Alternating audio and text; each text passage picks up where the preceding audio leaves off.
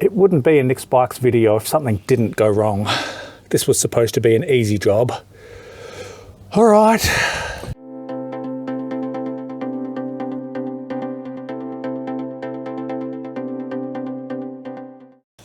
Okay, got the sun right in my eyes here, so that's great. All right. Oh, I'm gonna get cramps. So, on my last ride, my chain snapped. Now, I've upgraded the stock chain and gearing from 420 to a 428 chain. And what had happened is, up at the front here, it was grinding against the front engine, the front chain guard. And over time, that wore away the clip on the master link, and that resulted in a rather gentle chain snapping.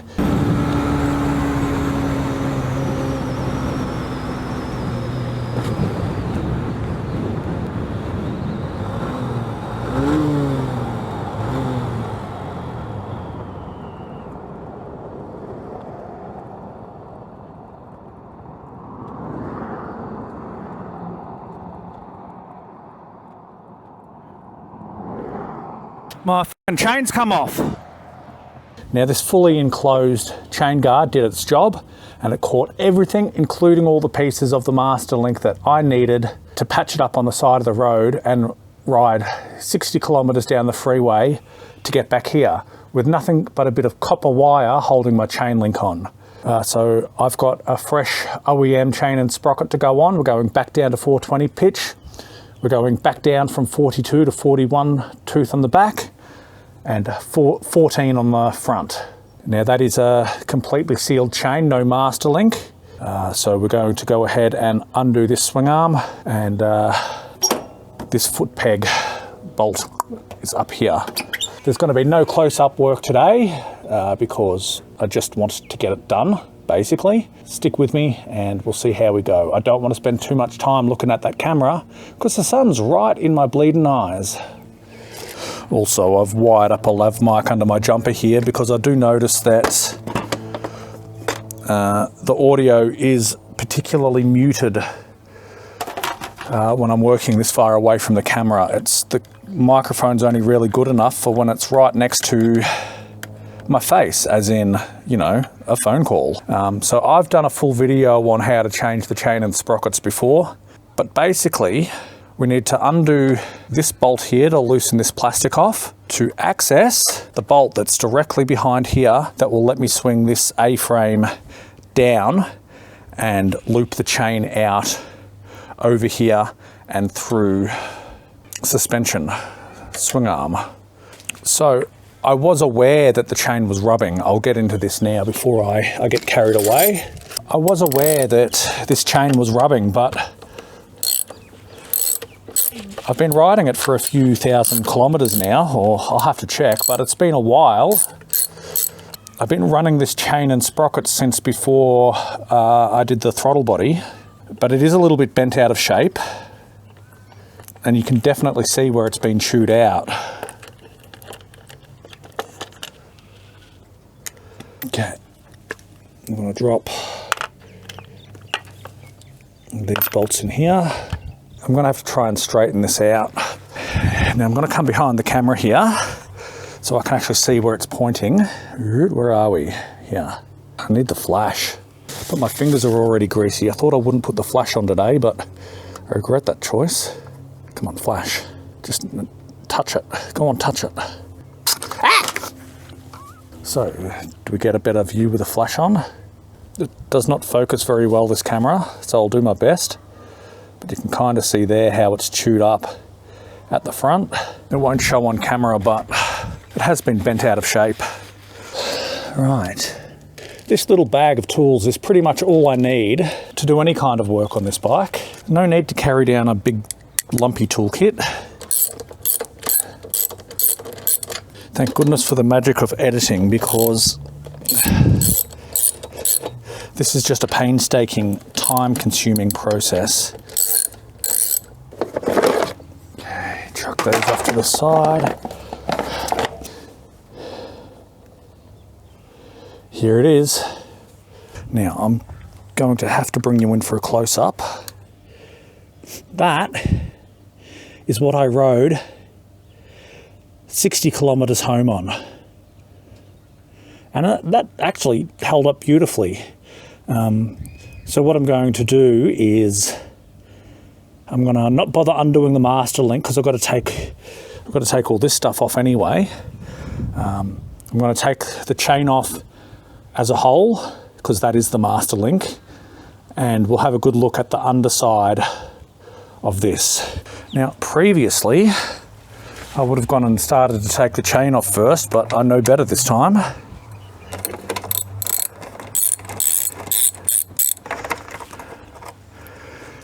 Okay, now just unplug. This has got one of those annoying little, you've got to poke the insides back out before you can pull it through.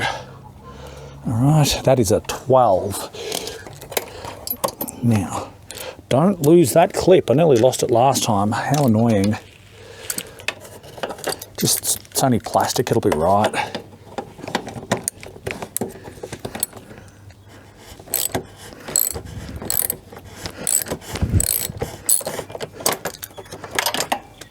Right, with that 12mm out, this just pushes down. Boop. And that is all we need to do to get the chain back over. Okay, so back down here. Better put the bike into gear.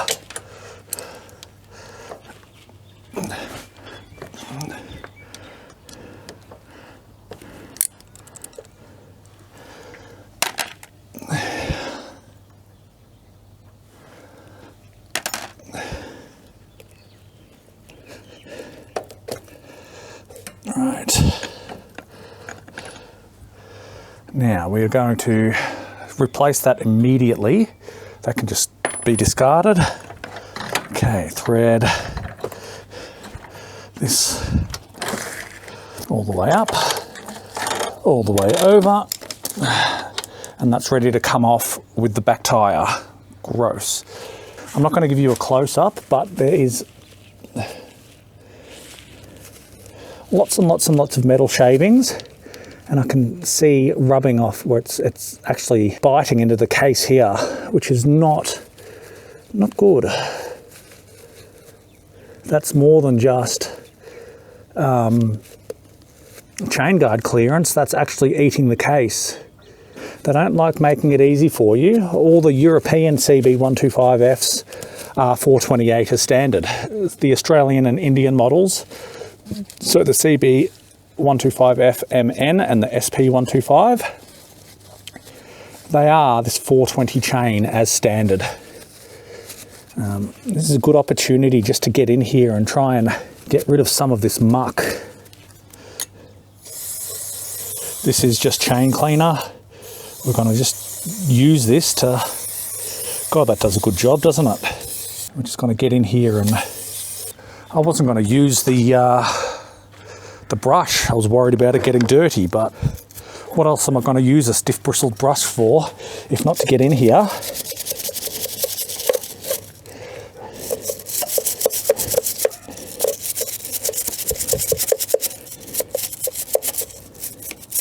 and give it a good clean. There does seem to be some significant wear into the case, but nothing where I'd worry about it actually breaking through. But it wouldn't surprise me at all if this was an entirely slightly different profile just to make it difficult to run a fatter chain. We're going to have to take this poor bike down and give it a proper spit shine, I think. All right, we're going to put our stock 420 pitch back on. Let's not waste any time. Oh, hello, Mikey. Are you coming to say hello? Check on my work. I wonder if she got in the frame just now. It's bloody wild to me that the only thing holding this whole thing on is that thin bit of metal. My advice is if it's tightening so much that it's rotating the engine, it's probably good. Okay, now for the rear wheel, we need a 14mm and a 19mm. These chain adjusters should be about set. I shouldn't have to loosen them off, as I already did that on the side of the road when I made this link. I haven't had a look at the inside of that yet, but I can't wait. So we'll just see how the stock chain fits before I bother about loosening this off. 54 Newton meters is the correct torque for this rear nut, and I've never once done it up that tight. It's looking a bit weather worn actually. It might be in my best interests to order a replacement from Honda sometime soon. Right, now I greased up this axle not terribly long ago, so I'm going to get in here and hopefully I can just wiggle it out. There we go, piece of cake. Okay, so I'm going to count our bits. Spacer, and then from the other side, spacer, bracket, nut. Bracket, spacer, spacer, bracket, nut. Ah, look at that, I forgot to undo the brake lever. That's not common of me. I wouldn't normally have forgotten that. Should have done this first. It is what it is. Oops. That can just hang. That'll be fine. Okay. Out. Out. Now, can I just pull the brake shoes out? Oops. There goes half my stuff. Oops. There goes half my stuff. I was getting some squeak in here and I wanted to visualise it, but it doesn't look too bad. All right, now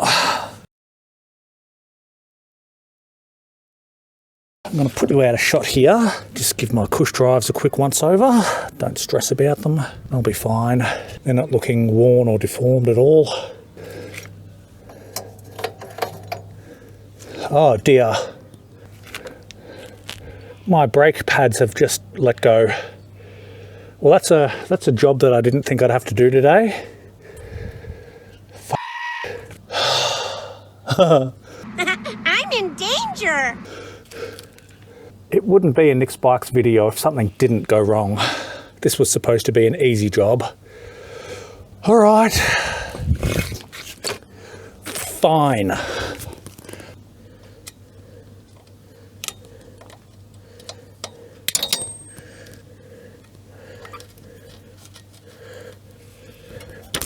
Right, one cotter pin removed.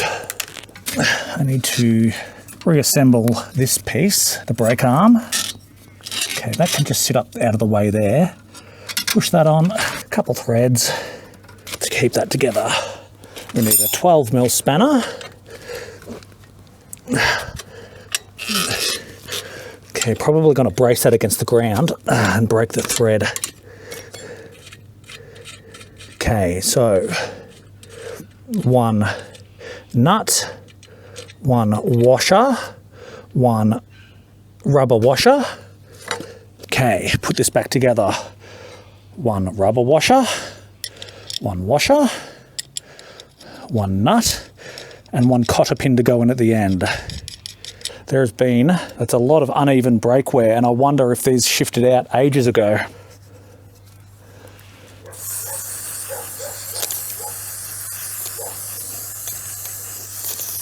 Can someone tell me the difference between brake cleaner and clutch cleaner? I literally have no idea what I'm doing here. Yeah, there has definitely been some uneven wear on these brake shoes. So I think these came unclipped ages ago. So it looks like I'll be ordering some brake shoes sooner rather than later. 1 millimetre minimum. There's definitely more than a millimetre there on the very edges. And same there, so they're not worn out yet, but I can definitely see an uneven pattern of wear. I'm just copying the way the spring sits. It comes up from underneath, so this side. So that's going to sit like this, and that wants to sit over there. Might have to go back and watch Richard's video about doing this properly, I think. All right, I'm going to put the brake shoes down for now. I'm going to finish the job I came out here to do, And then I'm going to go and watch Shep's video on doing the brakes, because he did cover that. Right. What a nightmare.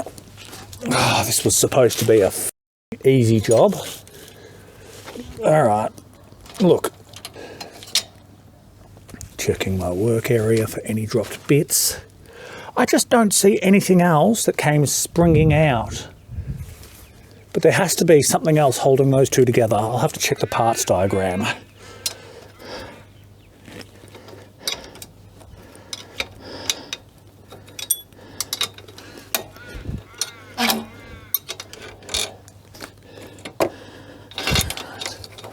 Let's just get rid of the old chain. Let me try and bring you out to the sunshine at least.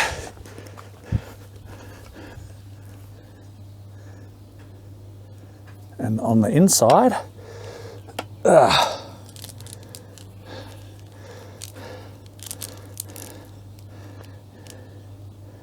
inside was just dumb luck, because there was almost nothing left of that. A few loops tops. I'll get some better photos of that later. Okay.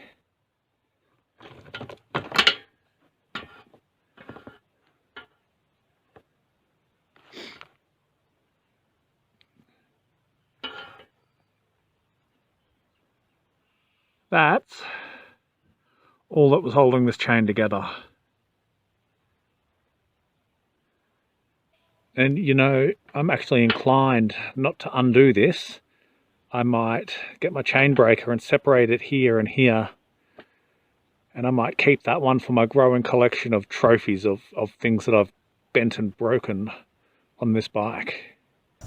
What we can, in fact, do now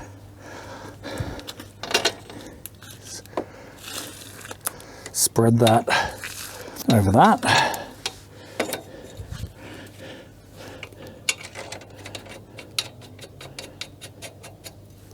Where's my 14 gone here?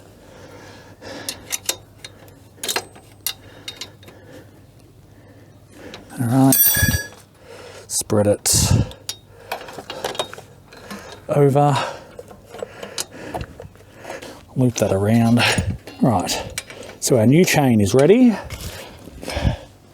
Now we've got to go and yank these off.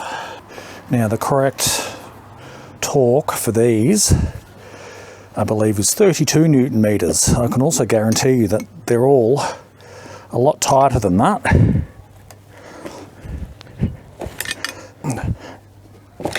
Oh. Okay, see you later. This should have been the hardest part of today, not trying to figure out how the fuck these brake shoes go in together. On the plus side, I solved the mystery of my brake squeal. I'm glad that I pulled this off when I did, because that could have ended up being disastrous. It's quite possible something's been missing for a while. All right, old JT sprocket can go down. Bright and shiny new 41 tooth can go in. All right. 32 Newton meters is not that tight, but that is the official torque spec in the manual. All right. This really should have been where this video ends, because it should have been, let's seat it in there, feel the bearings, but no, the bike had other plans. All right, I have to end this one here. I've got to go and do my homework to make sure that I'm not missing any parts from here, and to make sure that I've got it sprung correctly, because these have never fallen apart on me again, and I'm not willing to let today get the best of me. Not yet. Stay tuned for part 2. 5 minutes later. So, of course, take 2. I was doing everything exactly wrong. Okay, we're just going to lay the wheel down here. We're going to reassemble our 1, 2, 3, and 4. Because I was doing this entirely wrong, we need a little bit of grease around the pivot. Not too much. because we don't want it transferring onto the brake shoes now. Now, these springs have to clip into their opposite holes. Okay, boop. So I think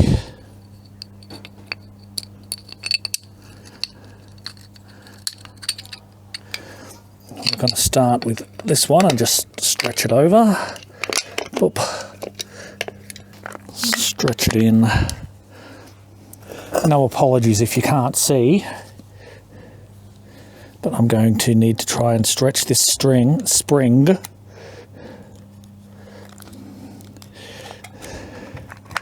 down into its corresponding hole.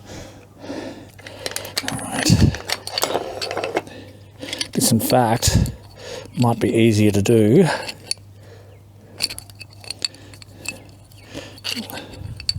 because, of course, I'm bleeding.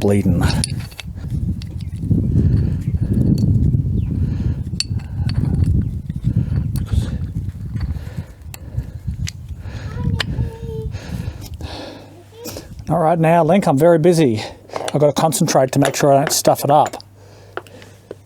All right, we're going to stretch and stretch these ones over and stretch.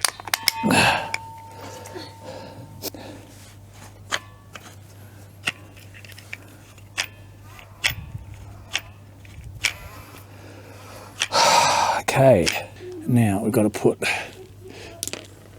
this one in like that. Sloop.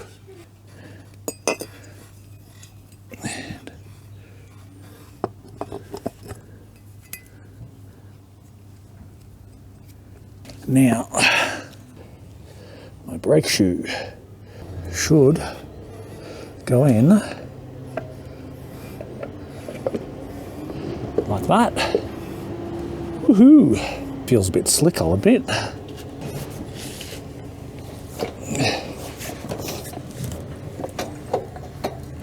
Right. Right, now we need to get an eyeball in here. Now we can see that's not even close yet, can we?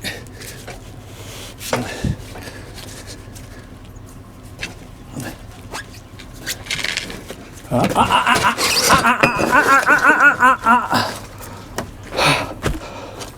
did that get fall on me? That's why I'm always telling you. Stay away. Yep. Struth. It would not be my video if something didn't go wrong. Right, now for the umpteenth time, let's reassemble this wheel.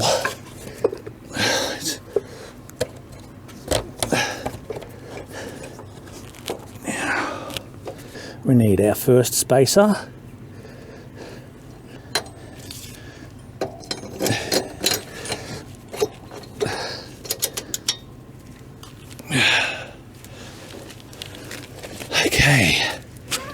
Okay, second spacer. All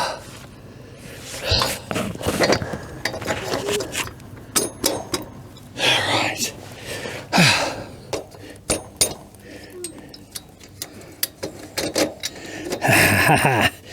Okay, let's put in our other grip, put our nut on.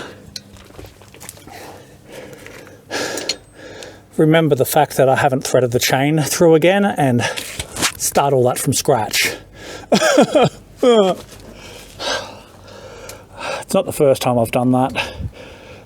In fact, I do that at least once every time. Look, it's nothing if not good practice.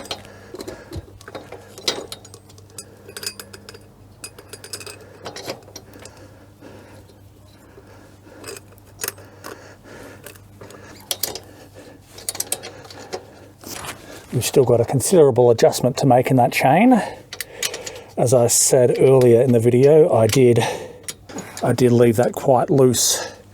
Some things we can't forget. We've got to reassemble our brake arm. That's seated, so it goes rubber, metal, 10 mil, 12 mil, not 10.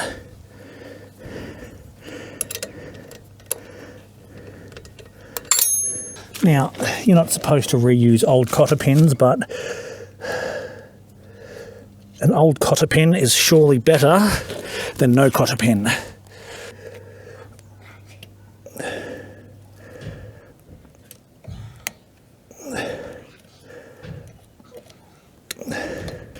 Okay, now for the brake arm.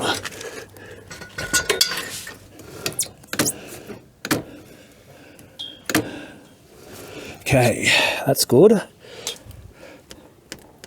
We need to take all the slack back out of this chain. The best advice that I can offer for when you're installing a new chain and you're worried about wheel alignment, don't overthink it. So what we're going to do is we're going to back these right off on both sides, and we're going to push the wheel as far forward as you can. All right. So make sure it's nice and tight, and then just tighten these by hand just to the point where that plate is being held in. All right. Now, keeping forward pressure on the wheel, we're just going to start counting our turns. All right, so to tighten, we turn clockwise. And we've still got a long way to go, right? Okay. I've just pulled the wheel back like that, but that's exactly how we're going to end up getting it out of alignment. So don't be tempted to take shortcuts. That's why we keep pushing against the wheel here. We just have a long way to go. Perspective is everything. Okay, a 100. We've got 10, 20, 5, and a bit if I stretch it. Between 20 and 30 mil is spot on. It's a brand new chain. It does not need cleaning, but it does need lubrication. So for the final part of this, which should not have been such a headache, now we're going to give the sprockets a bit of a cursory spraying. All right, now I have a blue mark on this chain right here, and we're going to use that as my guide. So we're going to just do 2 laps.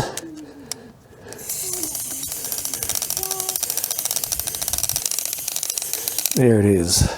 All right. All right, before I get carried away any further, all right, I should have done this when I did this. I almost forgot to tie this back in. Lift it up.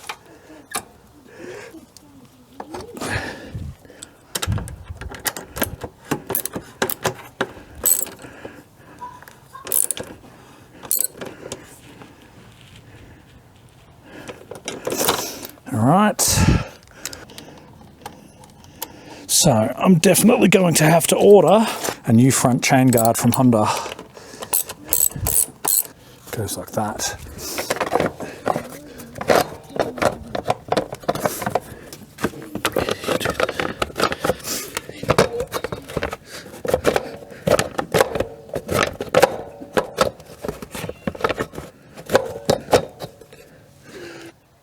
That turned into a bigger ordeal than it ever needed to be, but happy accident. I obviously uncovered a fault with my rear brake. Last time I did the sprockets, I think I knocked a spring loose, and the squeak I've been having is those, I could see the wear on the brake shoes where it's been wearing unevenly. So hopefully I've averted a crisis that could have been very dangerous for me. So we're back down to the stock gearing. Next time I go out for a ride, I'll put the GPS speedometer on there and we'll just confirm how accurate the speedometer is. Now with the stock gearing, it should be about 5 kilometers over. So at 105, I'm really doing 100. But we'll take it out back on the freeway and see how it performs with the performance upgrades on the stock gearing. Well, I'm grateful that I didn't take the bike anywhere, because I realised I haven't done these up and I haven't torqued these up. So I'm going to quickly go and do that. That's probably lucky that I caught that before I rode anywhere. I went and packed all my tools up and I hadn't even tightened everything up yet. All right, we're going to take the bike from there around the yard, ride the brake and make sure it works.